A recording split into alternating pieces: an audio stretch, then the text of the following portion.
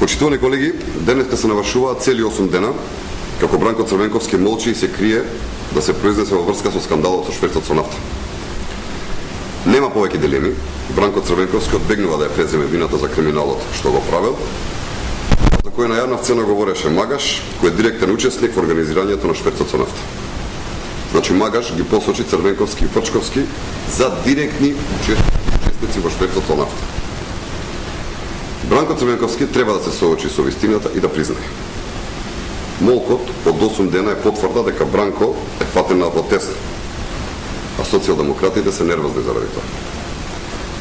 Затоа ги повикуваме сите честни членови на Социјалдемократскиот сојуз да се дистанцираат од ваквата нечесна политика на Социјалдемократскиот сојуз и доколку имаат сознанија за шверцот кој што го правеле Бранко и Фрчковски, истите да ги достават до институциите на системот.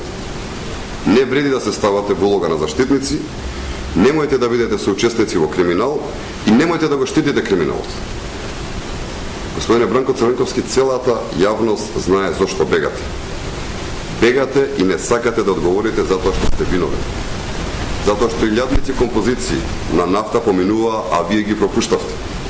Затоа што под ваша команда се одвиваше шверцот со нафта.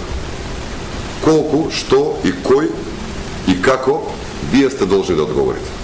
Јавноста чека одговор, не ја подценувајте и не бидете арогантен. Едноставно излезете и одговорете конкретно на овие прашања.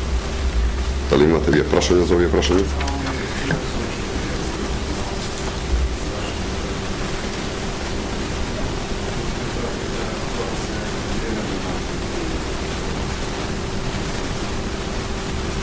Да, Социјалдемократскиот сојуз 8 дена се крие зад соопштенија кои што ако имате можност да ги прочитате, сите личат едно на друго.